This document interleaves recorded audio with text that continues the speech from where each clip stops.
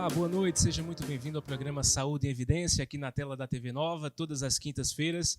Nós temos esse encontro marcado com você a partir das 8 horas, diretamente de Arco Verde para todo o estado de Pernambuco. Quero agradecer o carinho da sua audiência e lembrar que você pode acompanhar também nas nossas plataformas, tanto no Facebook quanto no YouTube da TV LW e também a reprise sempre aos domingos a partir das 11 horas da noite. Conosco hoje nós teremos dois convidados para falar, claro, a respeito, infelizmente, de coronavírus, o assunto do momento, o assunto que todo mundo fala, essa pandemia que tem assolado a humanidade nesses dias. Primeiro, a gente vai conversar com Isaac Salles, que é diretor de Vigilância em Saúde aqui da cidade de Arco Verde. Isaac, muito obrigado mais uma vez pela tua presença aqui conosco. Seja bem-vindo. Eu que agradeço. Sempre que precisar, a gente está aqui à disposição. A gente vai fazer um rápido intervalo. Daqui a pouquinho a gente volta com Saúde em Evidência. Até já. Hospital Memorial Arco Verde, uma empresa hospitalar privada que dispõe de instalações físicas e equipamentos modernos, recursos humanos qualificados e éticos. Destaca-se pela qualidade dos serviços prestados, oferecendo alternativas de tratamento de baixa e alta complexidade, com atendimento eficiente e eficaz, prezando sempre pelos princípios e valores humanos. Hospital Memorial Arco Verde, compromisso com a vida. Olá, clientes, amigos, parceiros do Grupo LW. Eu ia informar que a gente agora está oferecendo um serviço novo para auxiliar os nossos clientes, não deixar eles na mão. A gente está oferecendo o LW Delivery, para que se você precisar fazer qualquer compra, é só mandar uma mensagem para a gente, manda um zap para a gente, que a gente faz a entrega na sua casa, passa os dados, a gente leva a máquina de cartão para a sua casa, faz venda na ficha. Então é as facilidades que a gente está criando aqui para tentar passar por esse momento difícil e auxiliar vocês clientes a não pararem também.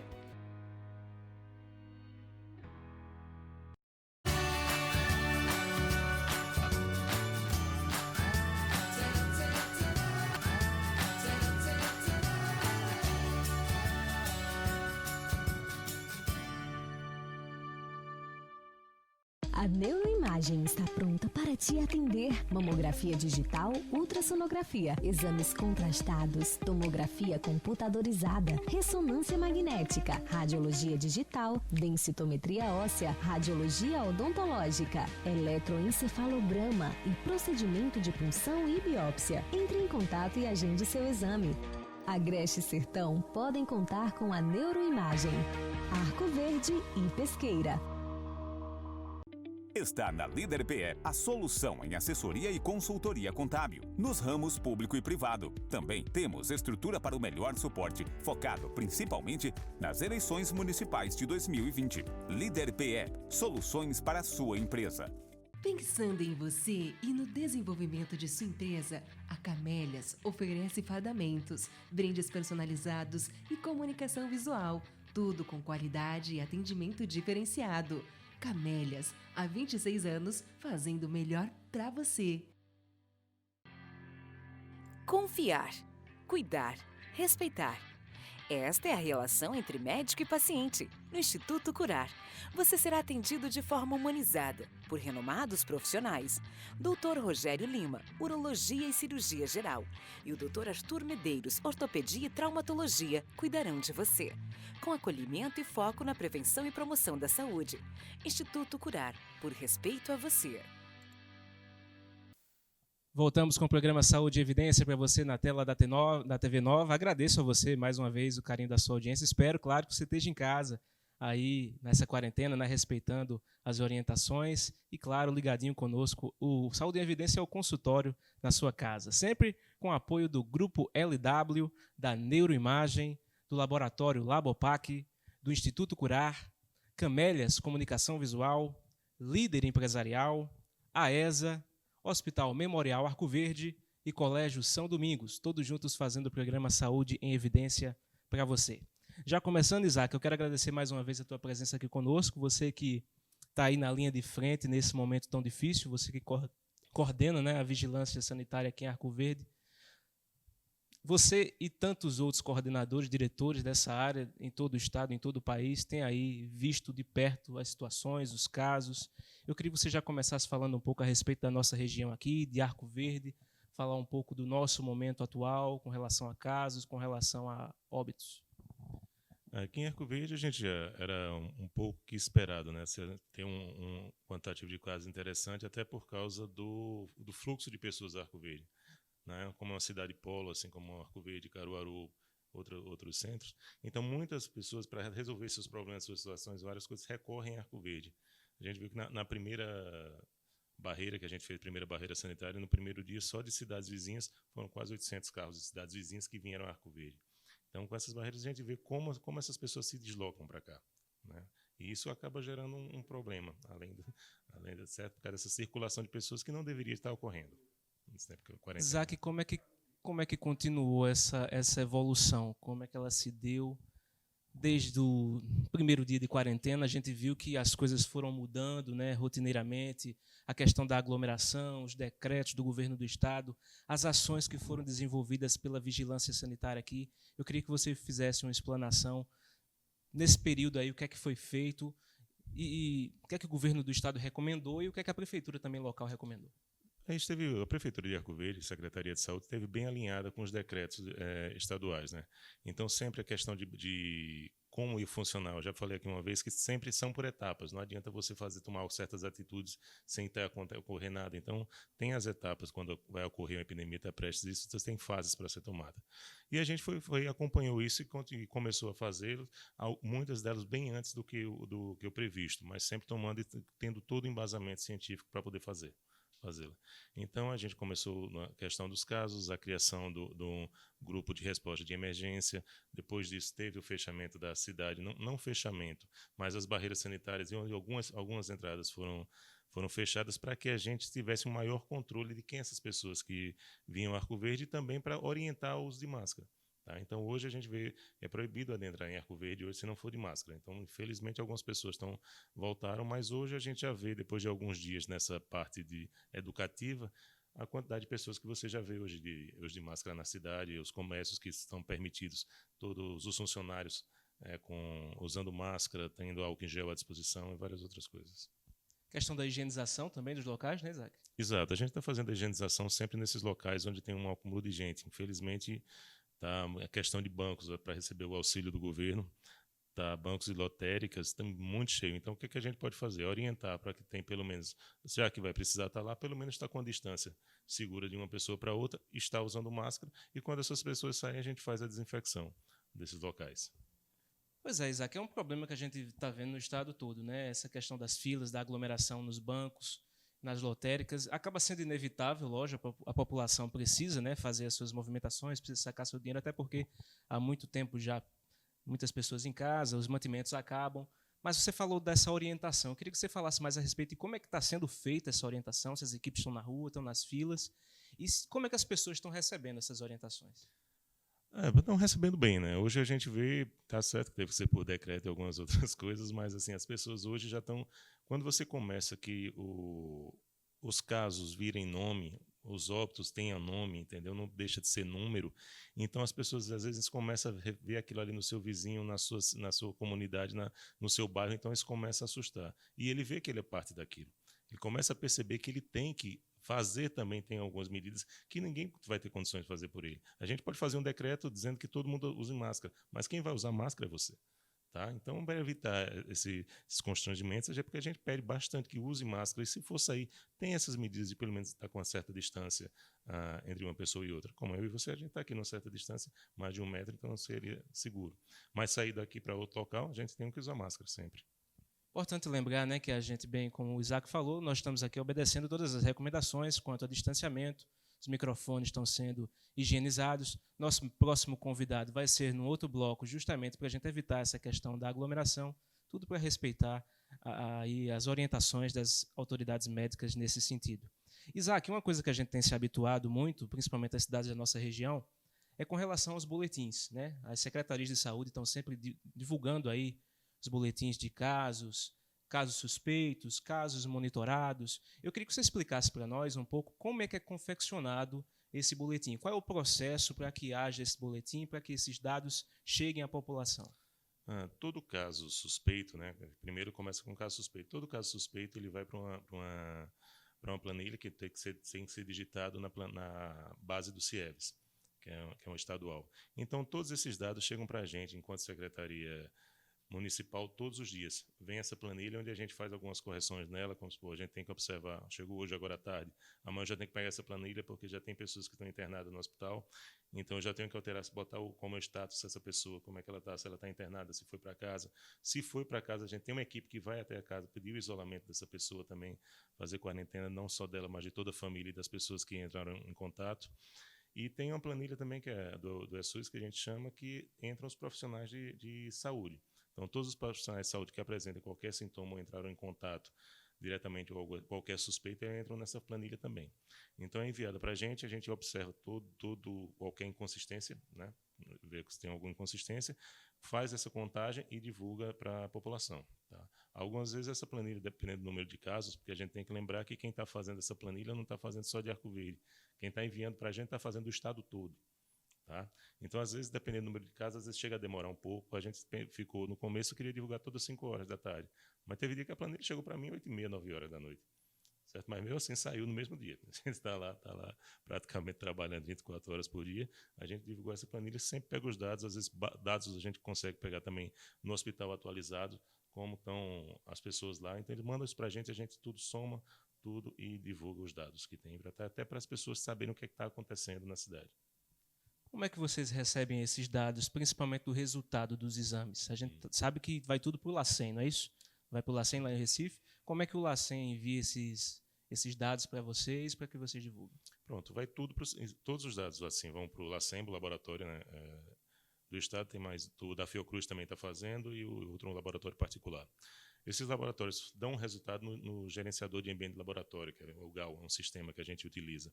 E a partir desse sistema, que é alimentado toda essa planilha com os resultados, é enviado esses dados para a gente e a gente imprime e leva para a família também esses dados para ver alguns negativos, positivos, mas a gente leva para a família e informa o resultado que teve. Você falou da família, é importante a gente perguntar também, com relação aos casos que são confirmados, o que é feito com a família e com as pessoas que estavam convivendo com essa pessoa? Todas as pessoas que estão convivendo têm que fazer quarentena, tá? Tem que passar 14 dias dentro de casa, ver se apresenta algum sintoma, porque hoje a preocupação muito da gente, eu estava conversando já isso hoje, não é se você está doente, que a probabilidade de você adoecer vai ser muito grande, tá? Hoje em dia. É o como você vai responder a essa doença. Porque muita gente pode ter certeza que está na rua que está sintomático. Mas como seu organismo vai responder e se você vai ser um caso grave ou não. Essa é a nossa maior preocupação. Por isso que a gente pede esse isolamento. Não para que, além de você diminuir a possibilidade de se contaminar, é se você se contaminar, não contaminar outra pessoa que pode ter ser um caso grave. Com relação aos testes rápidos, Isaac, a Arco Verde já recebeu esses testes rápidos e como é que eles são feitos para ajudar aí na solução desses casos? Né? Os testes rápidos a gente recebeu, então porque tem todo um período para você fazer os testes, não é só eu quero fazer hoje porque eu achei que entrei em contato, não. Você tem que ser contato de caso suspeito, você tem que estar ali de frente, tem alguns critérios para fazer. Você tem que passar de 10 dias dos sintomas, tem alguns dias que você tem que passar sem apresentar sintoma para poder fazer o teste rápido. Tá? Então, esses testes são realizados, na maioria das vezes, em profissionais de saúde. Porque tem muita gente aí no hospital que está lá incansavelmente trabalhando em seus plantões todo dia, né? E a gente, pessoal da vigilância, que está visitando as pessoas que estão contaminadas, algumas delas fizeram um exame, não sabem nenhum resultado, a gente é que vai entregar esse resultado dizendo que essa pessoa é positiva, tá? Então, tudo isso, essas pessoas têm essa prioridade. Sei que tem uma certa angústia, muita gente quer fazer o teste porque quer fazer o teste, mas se a gente não tem essa quantidade de testes toda para testar toda uma população, pelo menos a gente tem que priorizar o que vai fazer. Então, a gente tem que priorizar realmente essas pessoas que estão na linha de frente, que estão trabalhando diretamente com pessoas contaminadas. Para responder a dúvida de muitas pessoas, como é que é feito esse teste rápido, Isaac? É uma plaquinha? É o quê? Qual é o método para esse teste rápido para explicar aí para a população? O teste rápido hoje já está sendo utilizado para muitos agravos, muitas doenças, tá? Que é extremamente prático. Tá? Faz uma gotinha de sangue, colocou no teste, ele tem uma reação, e essa reação você vê se é positivo ou negativo. Isso a gente já vê para o Covid, foi bem rápido confecção desses testes, mas é um teste que já é utilizado para HIV, teste de HIV já se faz de sífilis, de hepatite, agora para o Covid também, a leishmaniose. A gente tem vários testes rápidos que dá para fazer isso. Esse resultado sai na hora? Sai na hora, 15, 20 minutos, normalmente já tá o resultado. A pessoa testa positivo para a Covid-19. Quais são os próximos passos? Testou positivo, primeiro para não achar que vai morrer, para a primeira parte. Primeiro, certo? Todo mundo pode vir a pegar, certo? É só que, como eu falei, saber que talvez não seja grave, como a maioria não é grave. Tá? Mas se a pessoa teve uma suspeita, fica em casa, já está usando máscara, continua a usar máscara. A higienização é extremamente necessária e importante. Tentar deixar já um copo para você, um prato para você, talher para você, só você usar aquele copo, talher, tudinho. Tentar se isolar num quarto ou então num cômodo onde as outras pessoas não tenham tanto acesso e você só sair para o banheiro, voltar, alguma coisa não está circulando. Parece muito tempo, mas 14 dias a gente espera que passe rápido esse tempo, desses 14 dias, tá? Que até com isso você não vai estar contaminando outras pessoas. Já que a gente falava que Arco Verde, claro, é um polo regional, uma cidade que recebe muitas pessoas de várias cidades vizinhas, e você falava um pouco também sobre as barreiras. Como é que está sendo o fluxo nessas barreiras e qual é a orientação que as equipes estão passando para essas pessoas que estão chegando aqui em Arco Verde? A gente fez 2 dias nas barreiras de campanha educativa, né? Campanha educativa, mas... Certo? Não.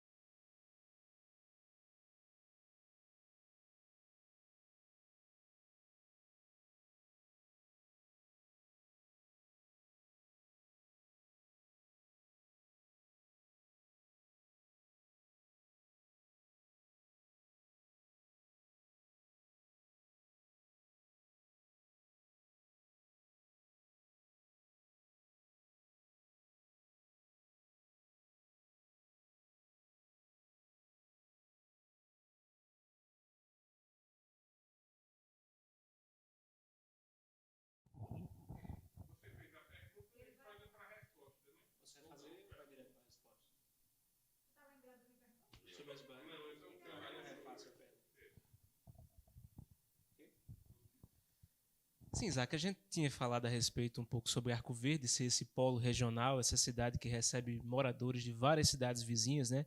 Várias cidades da nossa região que vêm para Arco Verde, que tem Arco Verde como um centro realmente de comércio regional. Essas barreiras, o que é que está sendo feito nelas? Como é que está sendo o fluxo de veículos de outras cidades nessas barreiras? E qual a orientação que a vigilância está passando?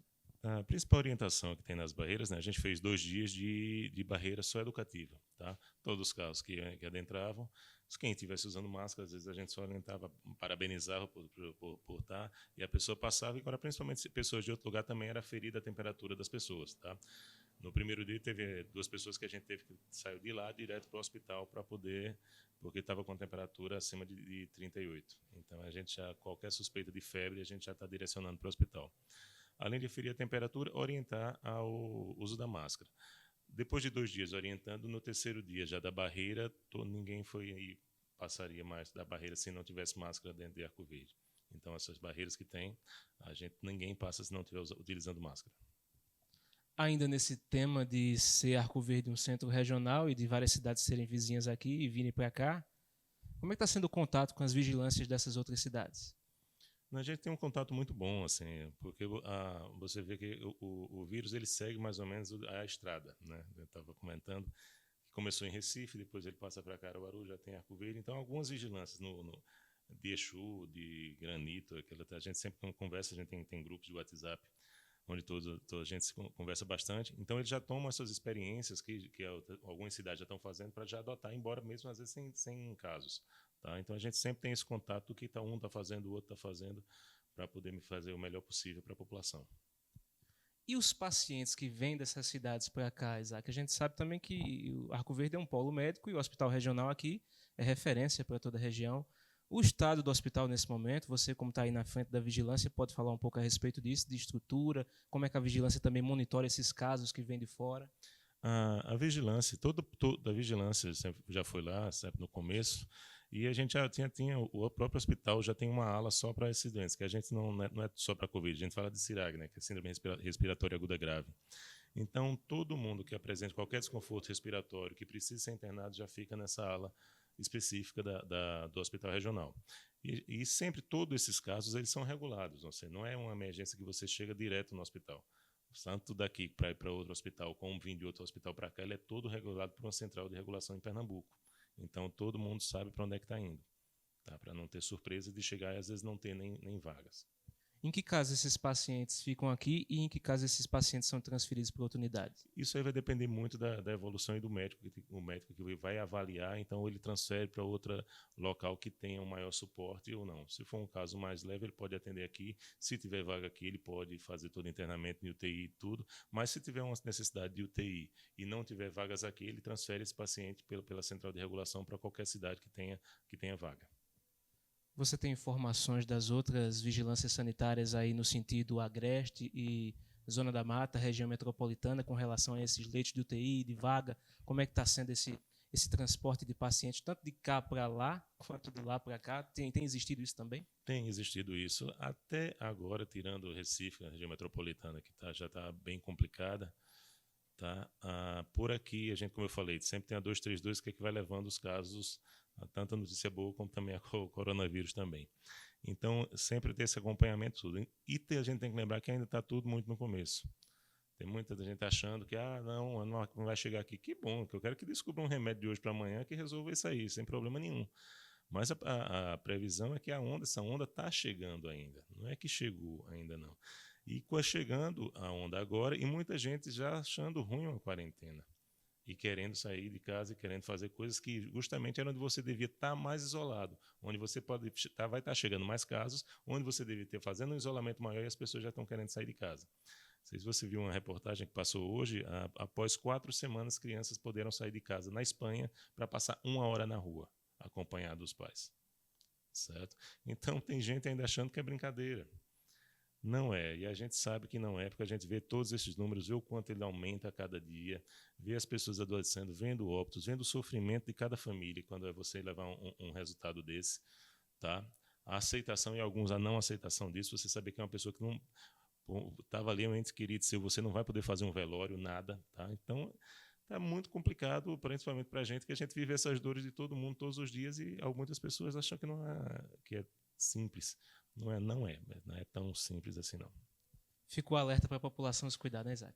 Esse é o principal alerta. Ficar em casa, isolar, só sair se for extremamente necessário. Se for extremamente necessário sair, usar a máscara, certo? Sempre fazer higienização das mãos. Quando chegar em casa, deixar os sapatos do lado de fora, fazer higienização dos sapatos, de preferência tomar um banho logo em seguida e lavar aquela roupa. Certo? São cuidados que são essenciais. Isso aí, uns cuidados desses pode dizer quem vai viver ou quem vai morrer daqui a uns dias. Rápido intervalo, daqui a pouquinho a gente volta com Saúde em Evidência. Até já! Hospital Memorial Arco Verde, uma empresa hospitalar privada que dispõe de instalações físicas e equipamentos modernos, recursos humanos qualificados e éticos. Destaca-se pela qualidade dos serviços prestados, oferecendo alternativas de tratamento de baixa e alta complexidade, com atendimento eficiente e eficaz, prezando sempre pelos princípios e valores humanos. Hospital Memorial Arco Verde, compromisso com a vida. Olá, clientes, amigos, parceiros do Grupo LW. Eu ia informar que a gente agora está oferecendo um serviço novo para auxiliar os nossos clientes, não deixar eles na mão. A gente está oferecendo o LW Delivery, para que, se você precisar fazer qualquer compra, é só mandar uma mensagem para a gente, manda um zap para a gente, que a gente faz a entrega na sua casa, passa os dados, a gente leva a máquina de cartão para a sua casa, faz venda na ficha. Então, é as facilidades que a gente está criando aqui para tentar passar por esse momento difícil e auxiliar vocês, clientes, a não pararem também.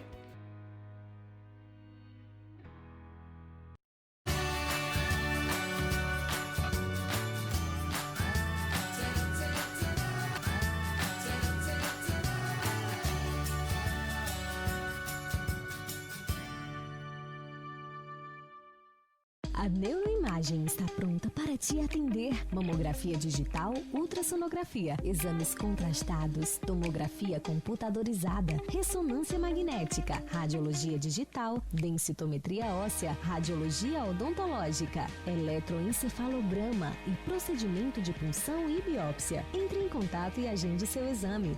Agreste e Sertão podem contar com a Neuroimagem. Arco Verde e Pesqueira. Está na Líder PE a solução em assessoria e consultoria contábil, nos ramos público e privado. Também temos estrutura para o melhor suporte, focado principalmente nas eleições municipais de 2020. Líder PE, soluções para a sua empresa.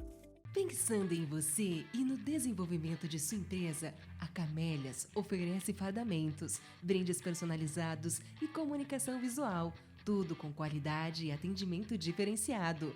Camélias, há 26 anos, fazendo o melhor para você. Confiar, cuidar, respeitar. Esta é a relação entre médico e paciente. No Instituto Curar, você será atendido de forma humanizada por renomados profissionais. Dr. Rogério Lima, Urologia e Cirurgia Geral, e o Dr. Arthur Medeiros, Ortopedia e Traumatologia, cuidarão de você, com acolhimento e foco na prevenção e promoção da saúde. Instituto Curar, por respeito a você. Voltamos com o programa Saúde em Evidência para você na tela da TV Nova. Agradeço mais uma vez o carinho da sua audiência e quero lembrar que você pode acompanhar tanto no Facebook quanto no YouTube da TV LW e também a reprise desse programa sempre aos domingos a partir das 11 horas da noite. Conosco, Grupo LW, Neuroimagem, Laboratório Labopac, Instituto Curar, Camélias Comunicação Visual, Líder Empresarial, AESA, Hospital Memorial Arco Verde e Colégio São Domingos, todos juntos fazendo o programa Saúde em Evidência para você. Isaac, voltando com você mais uma vez, eu queria que você falasse um pouco a respeito do aumento dos casos na nossa região, né? A gente tem visto que as cidades vizinhas têm confirmado a cada dia mais casos de Covid-19. Fala um pouco para a gente a respeito dessas perspectivas com relação ao aumento desses casos. É meio que previsto, né? Toda vez que você tem uma doença nova, onde ninguém tem imunidade para ela, quando ela chega, essa que a gente chama de taxa de ataque é bem alta, tá? Então a tendência ainda vai ser de aumentar bastante, tá? Não só aqui, mas nas outras regiões. E você também vê essa doença também adentrar a Pernambuco, né? Seguindo a 232 aí, pode esperar que vai ser bem complicado. É geográfico esse aumento, Isaac? É porque você começa a circulação normalmente de agravo, você vê muito de doença, você vê muito pelas estradas, entendeu? As pessoas viajando, então do fluxo das pessoas, você começa, quando você vai mapear, você vê que ele segue mais ou menos um fluxo das estradas. Esse mapeamento é feito como, Isaac? Não, isso aí a gente observa, vamos supor, do número de casos que vai acontecendo por os dias e nos locais que vão acontecendo, tá? Tem lugar, hoje você pega próximo da região metropolitana, praticamente todas as cidades têm. No interior, aqui até o Agreste, até o início do sertão, alguns já têm casos ou estão começando a ter casos. Você chegar em cidades mais para dentro de Pernambuco, certo? Mais do sertão, você já ainda tem cidades que não tem caso nenhum, certo? Por enquanto, mas a probabilidade é de chegar. É lógico que os efeitos não são só sanitários, mas também econômicos, né, Isaac? A região, todo o estado, o país tem sofrido com essa pandemia. Eu queria que você falasse um pouco a respeito dessa quarentena. Muito se discute a respeito de flexibilizar ou não, diminuir, ser vertical, ser horizontal. Qual é a tua visão sobre isso? A minha visão pessoal é que vai demorar ainda mais algum tempinho aí essas coisas fechadas, antes de ter essa flexibilização, até porque a gente ainda está subindo essa escada aí de número de casos. Mas, assim, se tudo correr como a gente observa nos outros países que ocorreu, né, então, normalmente, isso aí está girando entre 3 e 4 meses. Né? Aqui a gente vê que começou em março, então acho que em junho, começo de junho, tá, já poderia ter, talvez, dependendo, isso vai depender tudo muito de como ela vai se comportar, mas se comportasse da mesma forma, acho que na primeira quinzena de junho já começaria alguma flexibilização em algumas situações, tá? Você ainda o uso de máscara ainda tendo que ser usado, mas ainda tem vários outros cuidados até da quantidade de pessoas a frequentar uma loja. Isso tudo ainda tem que ser bem revisto e ver sempre da situação que está ocorrendo. Uma previsão é essa, mas assim vai depender muito, muito de como é que vai estar a situação. É possível essa volta gradual do comércio, Isaac, com essas recomendações de aglomeração, de conter e de proporcionar aos clientes os utensílios de higiene necessários para receber? Hoje não, certo? Hoje, assim, com a minha análise, eu digo que hoje não seria permitido de maneira alguma. Como eu falei, a gente está começando. A gente tem que sempre você vê quanto é que está a taxa de letalidade, você vê quanto tempo está dobrando o número de casos, tá? A gente observa muito isso, de quantos casos teve hoje, em quantos dias essa quantidade vai dobrar. Às vezes começa a diminuir, então a gente já sabe que tá tendo muito caso. Quando você tem 3, 4, 5 casos, você não observa muita coisa. Mas quando você começa a pular de 2 casos para 4 para 8, tranquilo. Mas quando você passa de 50 para 100, de 100 para 200, fica muito mais visível, né? Nesse período, você tem uma probabilidade com os números que você tem, de números que serão confirmados, de quantas pessoas podem ser contaminadas aqui em Arco Verde? Tá muito cedo ainda, tá? Isso aí vai depender muito de como é que vai ser a quarentena, de como as pessoas estão se comportando, tá? Que hoje a gente tem, dependendo da hora, você vê praticamente, tem gente que parece que não está fazendo quarentena, não é verdade? Quando devia, muitas vezes está em casa. Às vezes a gente vê muita gente nas calçadas, sentada. Quando a gente fala quarentena, é para você ficar realmente em casa. Porque se todo mundo ficasse, o Brasil fechou todas as fronteiras, todo mundo vai ficar trancado. Em 30 dias a gente tinha resolvido isso, certo? E a gente está vendo que não é o que acontece. Então, quanto maior o isolamento, isso está bem claro. Todos os locais que fizeram isolamento, quanto mais rígido ele foi, mais cedo retornaram. Todos os locais que deixaram o comércio aberto ou acharam que era brincadeira, acharam que pode se flexibilizar, qualquer coisa, a gente viu o resultado depois. Hoje a Inglaterra que está sofrendo bastante, o primeiro-ministro até pedindo desculpa, porque ele achou que não, vamos fazer um isolamento vertical, aquela conversa sem pé nem cabeça. Mas vamos fazer um isolamento vertical, inventou de fazer, hoje está pagando o preço disso. Tá? Hoje está pagando o preço. Todos os locais que fizeram isso, você vê na Itália, a cidade de Milão, que foi uma das mais acometidas, enquanto estava todo mundo isolando, o prefeito da cidade está fazendo propaganda para você estar na rua. Veio publicamente pedir desculpas à população. Tá? Porque não é que não vai adoecer e não é que não vai morrer. Mas sim você querer que isso seja o mínimo possível. Que adoeçam menos pessoas, que morram menos pessoas. Isso é o trabalho que a gente faz. E essa visão e essa preocupação é justamente para que o sistema não entre em colapso, né, Isaac? Há esse risco aqui em Arco Verde do sistema colapsar e a gente ter várias mortes e não suprir os leitos de UTI, não ter como atender essa população? O que foi preconizado para Arco Verde, até pelo tamanho dela e o suporte dela que o Estado solicitou para a gente, o Estado de Pernambuco fez todo um estudo em Pernambuco todo. Então, tudo que foi solicitado a gente fez. A gente, essa semana, praticamente já começa a funcionar os 31 leitos de retaguarda que a gente vai ter lá onde era a UPA-dia, né? Então, tudo que foi recomendado, tudo a gente está fazendo. Tá? Sempre nos prazos, sempre tudo. Antes de entrar em colapso, a gente vai estar com tudo pronto. Espero até não precisar usar, mas pelo jeito que a gente está, vejo que não vai acontecer bem isso. Essa UPA-dia, que está sendo preparada aqui como um hospital de campanha, né? Como é que ela vai funcionar, Isaac? Esses leitos vão ser leitos de UTI, não vão são para pacientes do Covid-19? Explica mais um pouco para a gente. Vão ser só para pacientes de Covid, que se for necessário, todos os pacientes lá vão ser regulados, né? Então, todo mundo que tiver, como eu falei, Pernambuco tem uma central de regulação que sabe onde tem todos os leitos, como é que está a ocupação deles. Então, eles podem direcionar essas pessoas para esses leitos. Pessoas de Arco Verde, pessoas da região também? Isso também pode ser que venha, tá? Se tiver essa necessidade. Por isso está sendo solicitado várias cidades fazerem isso. Tá? Arco Verde aqui foi a primeira da região que eu tenho notícia a já deixar isso tudo pronto. Como eu falei, seria muito bom a gente não precisar usar, mas eu acho isso muito pouco provável. Daqui uns dias, provavelmente, a gente vai utilizá-los. Muito se falava daquela curva, né, Isaac? A gente já chegou perto, já atingiu, está perto de alcançar. Com os números que você tem, qual é a projeção que pode ser feita? Está começando. Está começando, não está nem perto ainda de chegar no pico para poder descer. Vai tá subindo ainda e a gente está vendo a quantidade de casos que tem. Ainda vai aumentar um bocado. Outras participações que a gente teve aqui com você falou bastante sobre a área da questão da dengue também, da chikungunya, da zika. A luta que já é para a população se conscientizar a respeito disso, né? De limpar os seus reservatórios. Você, Isaac, na tua visão, lidando com a vigilância sanitária, quais as lições que essa pandemia do Covid-19 pode trazer para nós, para que a gente mude hábitos, mude conceitos e passe a respeitar mais as organizações e as orientações dos órgãos de saúde competentes? O principal que eu acho que o pessoal vai ter é não desrespeitar muito as normas, que a gente já viu que quem desrespeitou as normas, quando a gente faz qualquer norma, decreto, a gente publica, tenha certeza que é para o seu bem. A gente não vai fazer nada para poder prejudicar ninguém. Agora, com isso, sempre na visão de quantas menos pessoas sofrerem, vai ser melhor. Tá?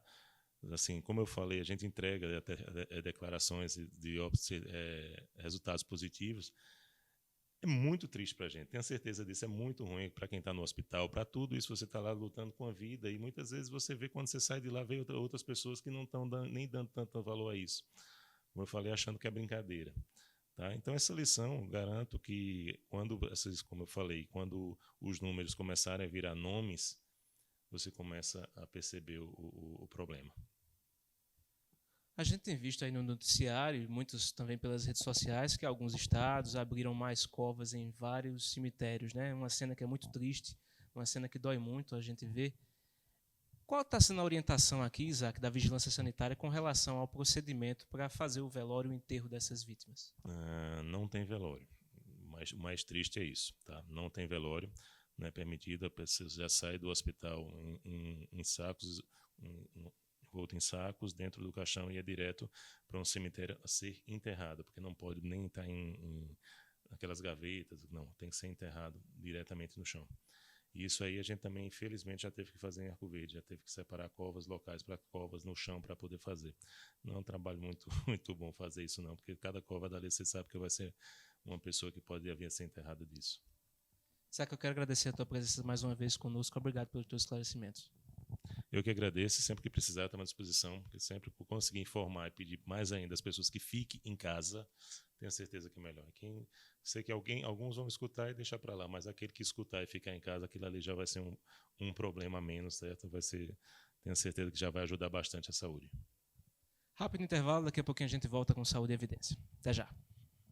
Hospital Memorial Arco Verde, uma empresa hospitalar privada que dispõe de instalações físicas e equipamentos modernos, recursos humanos qualificados e éticos. Destaca-se pela qualidade dos serviços prestados, oferecendo alternativas de tratamento de baixa e alta complexidade, com atendimento eficiente e eficaz, prezando sempre pelos princípios e valores humanos. Hospital Memorial Arco Verde, compromisso com a vida.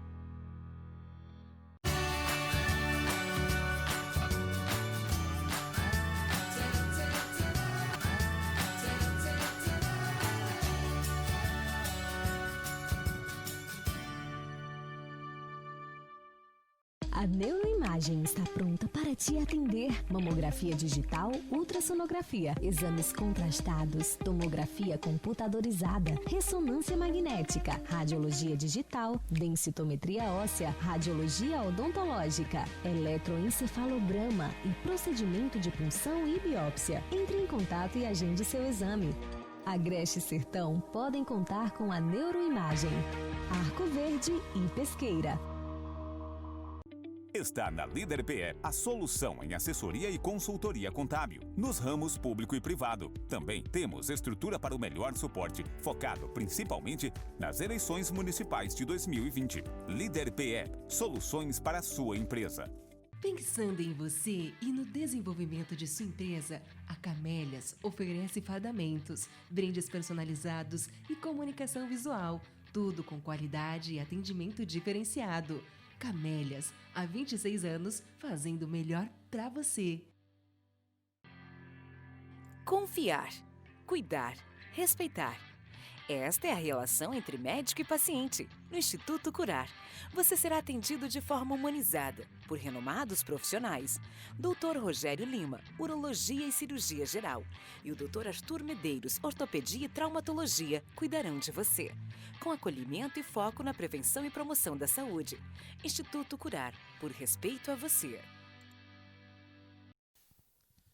Voltamos com o programa Saúde e Evidência para você na tela da TV Nova. Mais uma vez eu agradeço o carinho da sua audiência e lembro que você pode acompanhar tanto no Facebook quanto no YouTube da TV LW. E sempre a reprise às 11 horas da noite, também aqui pela tela da TV Nova. Conosco agora, Júnior Comate, ele é fisioterapeuta intensivista, trabalha aqui no Hospital Regional de Arco Verde. Júnior, boa noite, querido, seja bem-vindo. Primeiro, já quero agradecer a tua presença e te parabenizar, cara, porque você está aí na frente dessa batalha, está aí lidando diretamente com o problema. Seja bem-vindo, Júnior. Obrigado, Tiago. É um prazer enorme estar podendo dividir essas informações com os colegas profissionais da saúde, com a população, e é um prazer, Tiago. Júnior, já queria que você falasse um pouco sobre a tua área. Essa área de fisioterapia intensivista, você lida diretamente com a questão respiratória. Como é que está sendo lidar, como é que está sendo trabalhar nesse âmbito todo da Covid-19? Olha, Tiago, no momento é uma experiência bastante nova, né?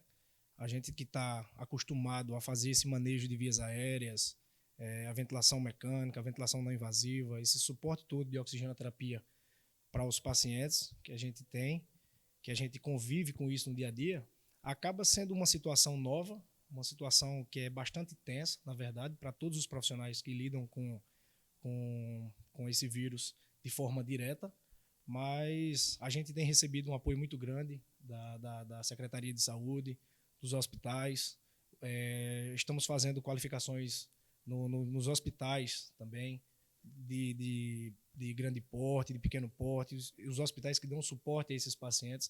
A gente vem fazendo um treinamento diário com esses profissionais para que a gente tente diminuir os riscos de contaminação, disseminação desses vírus, até pelos próprios profissionais de saúde, e que a gente possa fazer a coisa andar e fluir bem.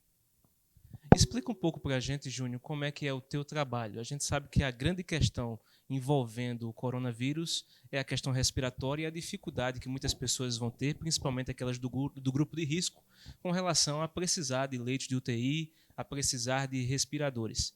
Qual é a tua função nesse sentido? O que é que você faz? E para explicar para a população a importância desse respirador e a função. Olha, Tiago, a atuação da fisioterapia nesse âmbito, né, com esse paciente com Covid, é de suma importância. A gente que ainda tem algumas dúvidas, algumas pessoas ainda têm algumas dúvidas em relação ao trabalho da fisioterapia, é bom porque a gente pode esclarecer algumas informações. A gente lida de forma direta com o manejo das vias aéreas desses pacientes, tá? Nos pacientes moderados a graves, tá? A gente tem uma atuação direta com esses pacientes, de manejos de oxigenoterapia para esses pacientes que chegam agudizando. Tá? Esses pacientes agudizam muito rápido, chega com uma frequência respiratória um pouco alta, dispneico, desaturando esses pacientes, e logo de imediato esses pacientes precisam de um suporte de oxigenoterapia. Tá? Então a gente é quem tem que fazer esse trabalho, a gente é quem lida com esse tratamento, com essa prevenção, na verdade, prevenção e tratamento de forma bem direta. É uma tensão constante, né, Júnior? 24 horas, eu imagino como é que você está passando, como é que todos os teus colegas nessa área estão enfrentando essa pandemia. Como é que está sendo com relação aos teus colegas de profissão? Infelizmente, muitos profissionais contaminando, né?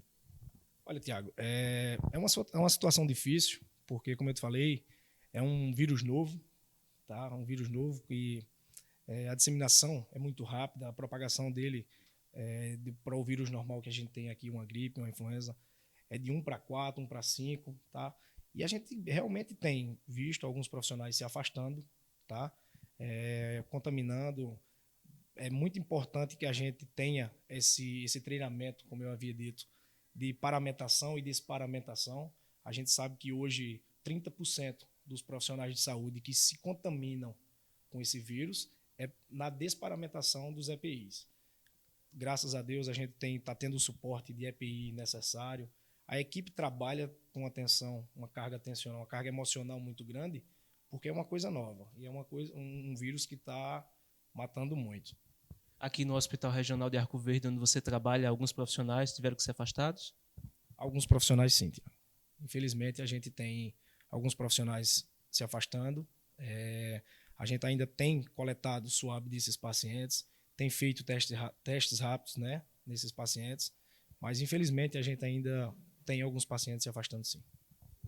Você que lida direto com o problema, Júnior, Como é que é feita essa paramentação? Eu queria que você explicasse como é feito esse preparo, essa vestimenta do EPI, até você lidar com o paciente, e como é que é feito o descarte de todo esse EPI. Explica para a gente um pouco. Olha, Tiago, a gente tem chegado para a gente alguns macacões impermeáveis, né? A gente tem óculos de vedação, a gente tem uma máscara PFF2, que é a N95 que a gente chama, a gente tem o Face Shielder, que é o protetor facial. A gente tem um material completo, Tiago. A paramentação é uma paramentação boa, um EPI bom. Mas quando a gente entra para atender o paciente, às vezes a gente ainda comete algumas falhas, que a gente vem fazendo esses treinamentos justamente na desparamentação desses EPIs. Como é algo muito novo, né, Júnior? Eu queria que você falasse um pouco também a respeito desses treinamentos que você mencionou. Têm sido constantes? O que é que tem sido passado de orientações para vocês para lidar com a Covid-19?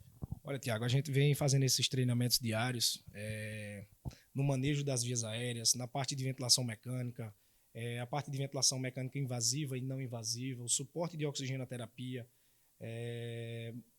a aspiração de vias aéreas, técnicas e manobras de higiene brônquica, de reexpansão pulmonar, de pronar paciente, de fazer exercícios ativos, tá, precocemente, exercícios passivos também precocemente. A gente tem como lidar com essa situação bem mais rápido, na verdade, na parte de tratamento e prevenção. Explica um desses procedimentos, Júnior, para que as pessoas que estão em casa tenham um dimensionamento maior do problema, que você lida, de fato, diretamente com o paciente, você pega no paciente, você precisa mexê-lo, movimentá-lo e ensinar essas técnicas de fisioterapia. Escolhe um daquele que você tem mais contato, que você lida diretamente com o paciente, para explicar para a população que está ouvindo. Olha, Tiago, talvez o mais comum entre eles e o que mais causa medo nos profissionais seja a aspiração de via aérea, tá? Mesmo com o paciente entubado, tá? No tubo orotraqueal, ou a própria aspiração de vias aéreas superiores com o sistema aberto é o que causa muito medo nesses profissionais. No momento da intubação, esse paciente, isso já gera uma tensão muito grande, tá? Para os próprios profissionais de saúde, já gera uma tensão muito grande. E na maioria das vezes, a gente tem que fazer essa aspiração. Mas é aconselhável que a gente, no paciente que faz uso do tubo orotraqueal, que é o paciente que está entubado em ventilação mecânica, precisando de um suporte de ventilador mecânico, geralmente esses pacientes precisam fazer aspiração de via aérea. Mas a gente tem alguns equipamentos. O mais importante dele é o sistema de aspiração fechado, que a gente conhece como SAF. Sistema de aspiração fechado, que a gente consegue manusear e fazer a aspiração da via aérea desse paciente sem que a gente dissemine esse vírus e essa propagação no ambiente. Isso é feito com equipamento, e o equipamento ajuda nesse sentido? Todo EPI necessário. Sempre que vai atender o paciente suspeito, a gente está tomando essa decisão de todo paciente que chega com desconforto respiratório, esse paciente ele tem que se enquadrar como paciente suspeito de Covid-19. Então, o EPI é fornecido para os profissionais e a gente vai fazer esse atendimento primário ao paciente. Essa preocupação, lógico, é muito grande com relação aos equipamentos, mas a questão das equipes de saúde tem sido difícil também, até para lidar com o problema, não é, Júnior? Muitas pessoas estão aprendendo ainda a lidar com essa pandemia, que é tudo muito novo, né? Olha, Tiago, é assustador, na verdade. Seria a palavra angustiante também, porque a gente não sabe o que é que vai esperar. A gente está preparado, a gente está se preparando, tem uma estrutura boa para isso, mas a angústia maior dos profissionais da saúde é a gente não saber o que é que vai acontecer futuramente, tá? A equipe vem se preparando, como eu falei anteriormente, a equipe vem se preparando, fazendo treinamentos diários, tá? Mas ainda é uma coisa nova que está mudando a cada momento. A cada 24 horas a gente tem uma nota diferente, uma mudança, uma mutação do vírus, uma contraindicação absoluta que a gente já vinha fazendo e agora deixa de fazer porque é contraindicação absoluta. Então é um momento difícil para a gente lidar por a gente não saber lidar o que está acontecendo na realidade, entendeu? Eu queria que você explicasse um pouco a respeito desses sistemas de alto fluxo e se deve ser usado ou não. Olha, Tiago, é uma dúvida muito comum, até dos próprios fisioterapeutas, médicos que estão lidando de forma direta com esse vírus e essa essa ventilação, esse sistema de alto fluxo, no começo, a gente tinha uma contraindicação absoluta de usar esse sistema de alto fluxo, que a gente tem uma máscara de Venturi, a gente tem o catéter acima de 6 litros, já é considerado, o catéter nasal acima de 6 litros por minuto já é considerado de alto fluxo, e a ventilação não invasiva, que a gente chama de VNI, e assim, no começo foi uma preocupação muito grande, porque esses sistemas de alto fluxo, eles geram uma pressão positiva dentro do pulmão, e a gente tem um contato na interface pulmonar de pressão de ar líquido. E a gente tem uma quebra dessas gotículas de água que existem na interface pulmonar, fazendo a formação de aerossóis. E a gente exala esses aerossóis na expiração. E a gente exala para o ambiente. Então, a gente dissemina o vírus com mais rapidez. Então, foi colocado isso pela Sobrafi. Tá? Dr. Flávio Maciel vem disponibilizando esse material, esses assuntos diariamente no site da Sobrafi, no site pessoal. Quem quiser ele deixa aberto para isso. Mas hoje a gente já sabe que houve mudanças, houve adaptações. Tá? A gente hoje está fazendo sistema de alto fluxo, a gente está fazendo VNI, que o objetivo de todos esses procedimentos é evitar que o paciente vá para a ventilação mecânica, que o paciente seja entubado e precise do suporte de ventilador mecânico. Todos esses procedimentos que eu falei anteriormente, a Venturi, o catéter nasal de alto fluxo, a VNI, todos eles são suportes anteriores até chegar na intubação. Então, hoje a gente já está fazendo o sistema de alto fluxo. Em São Paulo a gente já está usando bastante, só que o fisioterapeuta deve se assegurar de alguns detalhes. Pode fazer? Pode. A gente tem que ter uma câmara de ar, tá? Uma troca de ventilação adequada de 160 litros por segundo para cada paciente. A gente tem que ter uma sala com pressão negativa para sugar todo aquele ar contaminado que vai exalar pelo sistema de Venturi, pelo sistema de VNI, pelo sistema de catéter de alto fluxo, que vai ser exalado em ambiente. A câmara com pressão negativa vai jogar esse ar para fora. A gente tem câmeras de renovação de ar a cada 1 hora, 12 trocas de ar. É todo um processo, né, Juninho? Cuidado com o material que é expelido, né, para não ficar no ambiente e ser descartado da maneira correta, não é isso? Isso, Tiago. A gente tem também no ventilador mecânico, a gente tem 2 traqueias, uma traqueia no ramo inspiratório, que é o que leva o fluxo para o paciente inspirar, e a outra traqueia a gente usa como exalação do paciente. E essa exalação não tinha sido percebida ainda em outros países, que a exalação do paciente estava se disseminando em ambiente. Então, a gente teve o cuidado aqui de colocar filtros barreira nesse ramo expiratório para tentar diminuir e reduzir essa contaminação em ambiente na sala. Júnior, e sobre essa oxigenação e respiradores? Queria que você falasse um pouco a respeito disso. E sobre o Hospital Regional de Arco Verde, claro, quantos respiradores existem disponíveis? Como é que está a questão dos leitos de UTI aqui? Olha, Tiago, é uma questão bem difícil de responder porque a rotatividade é muito grande. Tá? A gente tem uma estrutura hoje para 5 ventiladores na sala de Covid. Tá? A gente tem uma sala vermelha que não é uma sala de Covid, mas a gente tem uma sala vermelha com mais 4 ventiladores. A gente tem uma UTI geral que a gente não está usando ainda. Espero que não precise usar. A gente tem uma UTI com 6 leitos. Tá? E a gente está tentando montar uma estrutura maior e melhor com a chegada de novos ventiladores. Tá?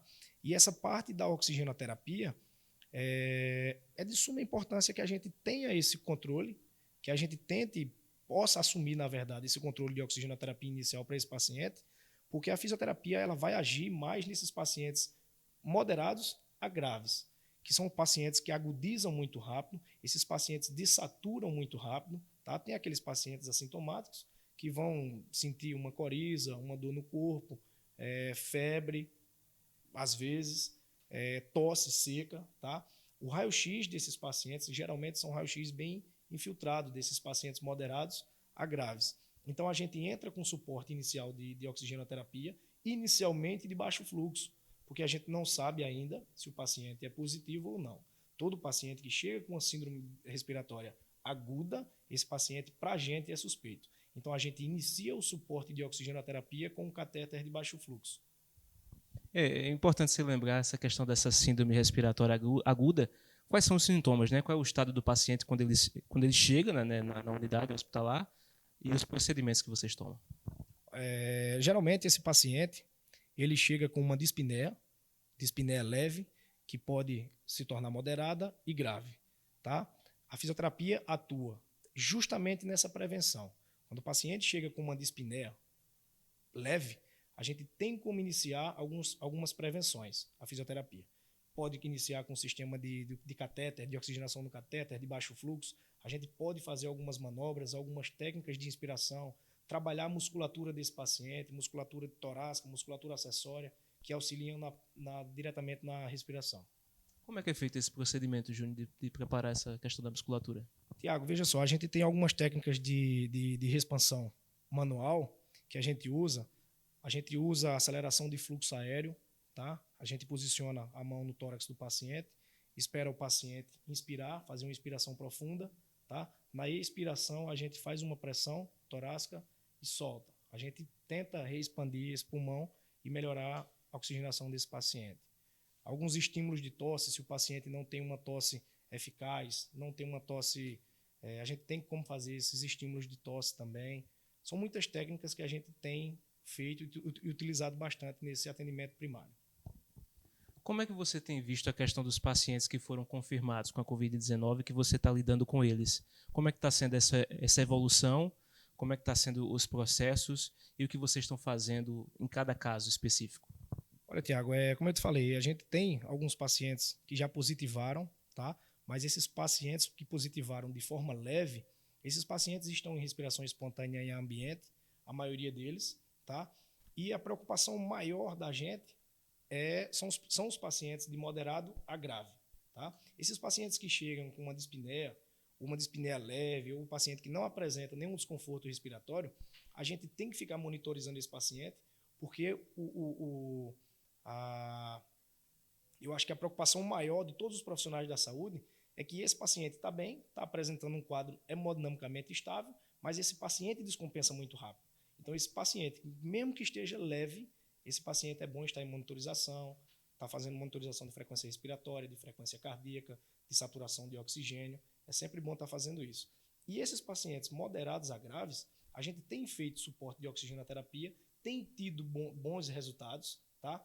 Infelizmente, está chegando para a gente pacientes com moderada a grave insuficiência respiratória aguda e esses pacientes estão sendo intubados, tá? Mas a gente está conseguindo manter um manejo, alguns ajustes de parâmetros ventilatórios e a gente está conseguindo evoluir bem com esses pacientes.